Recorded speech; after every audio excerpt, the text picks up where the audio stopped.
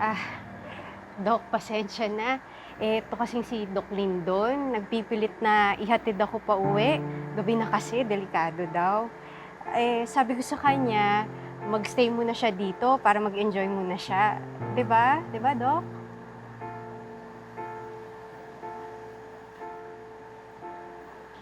Opo, Dok.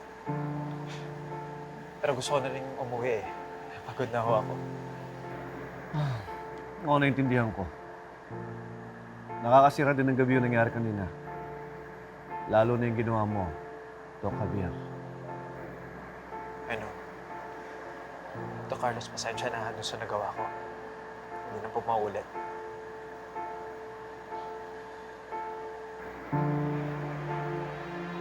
Doc Javier, you really need to take a leave of absence. Magpahinga ka muna. Pagpalamig ka. Ayaw ko nagipagbasag ulo ang mga doktor ko. Yes, Doc. Sorry po. Sige, mag-ingat kayo.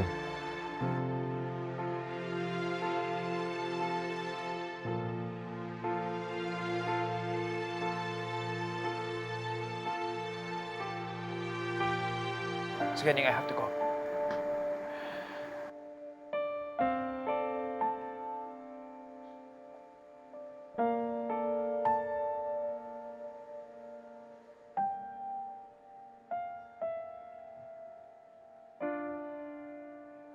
Kain na kayo!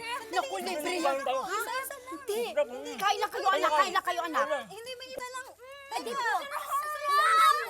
Libre yan. Isa-isa Mga anak, lang. ito pa ito! Ito pa, ito pa, ito pa! Hindi pwede yan. Ito pa, ito pa! Isa-isa lang. Teka lang. Danilo! Danilo! Danilo! Tulong! Tulong! Diyos ka, tulong! Tulong! Dok! Dok! Dr. Danyag! Tulungan niyo po siya, Dok! Dok! Dok! Dok! Ano nangyari? Dok! Dok, tulungan niyo asawa ko para niyo raw! Mamamatay na asawa ko! Dok! Dok!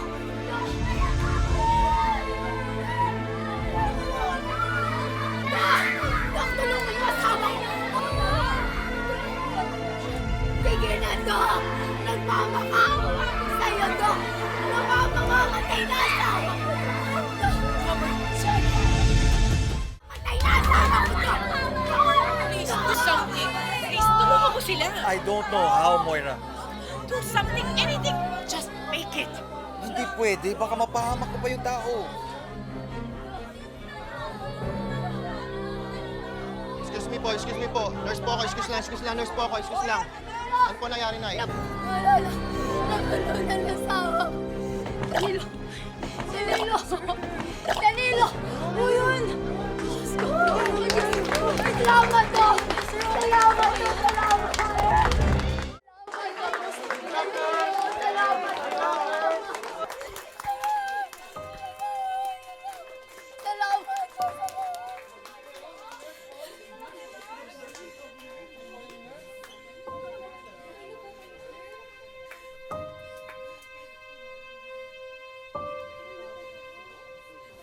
Doktor ka ba talaga? Ha? Isa kang peking doktor! Hindi mo man lang tinulungan ang asawa ko. Namamatay na nga asawa ko, nakatayo ka lang dyan! Wala kang ginawa! Bakit? Ha? Dahil mahirap ba kami? Hindi ko sa ganun. Teka, bakit po ba kayo nagagalit? Hindi namin kasalanan na masiba yung asawa mo kaya siya nabulunan. Moira, huwag mo na patulan. Hindi nang babastos siya pagtapos natin pakitaan ng magandang loob. Magandang loob! Napakasinungaling mo! Napaka-plastic mo! Ginamit mo kami para maging mapait sa harap ng asawa mo! Para magmukha kang matulungin sa harap ng mga taong to! Oo?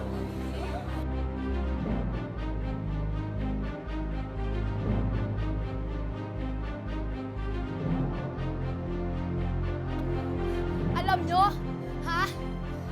Bagay na bagay talaga kayo. Oo, isa kang peking mabait, pero napakasama na ugali mo! At isa kang peking doktor nang wala kang kalam-alam! Hindi ho peking doktor si Dr. Tanyag. Magaling po siyang doktor. Nagkaroon lang po siya ng brain injury kaya may mga bagay-bagay po siyang nakalimutan na. Pero magaling po talaga siya. Maniwala kayo sa akin. How dare you expose Robert's medical history? Hindi ko siya ina-expose. Gusto ko lang ipaliwanag kay nanay para maintindihan niya ang sitwasyon ni Dr. Tanyag. Kahit kailan, pabida ka talaga. Hindi ako pabida. Basta ang alam ko lang, magaling na doktor si Dr. Tanyag. Nanay, Ano? gusto niyo po dalhin po natin si tatay po sa ospital? Hindi na! Baka puro peke mga doktor din ang nandoon! Ano? Yan! Sa'yo na yan! Hindi namin kailangan ng peking tulong mo! Napakasamang tao mo! Peke! Isa kang plastic! Halika na mga anak! Halika na! Napakasama nyo! Peke! Sama ang ugali mo!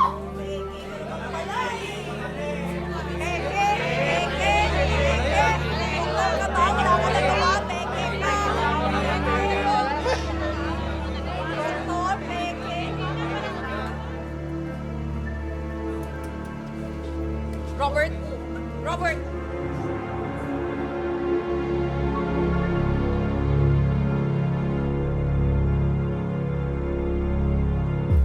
Robert! Robert! Sandali lang. Look, I'm sorry. I'm sorry na hindi kita naipagtanggol.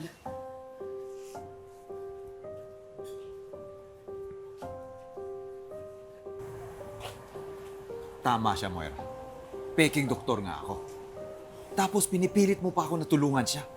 But Robert, all eyes were on us. Nakakahiya. You could have at least pretended na tulungan yung tao. Pretend? Hindi ako katulad mo, Moira, na kaya mag-pretend.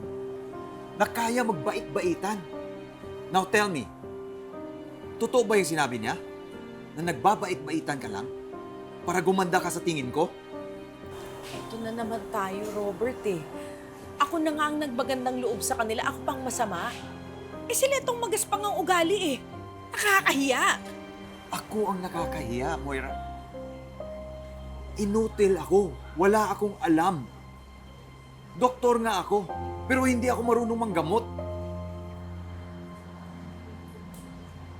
Dr. Tanyag, Kayo na naman, pwede ba't tigilan nyo nga kami?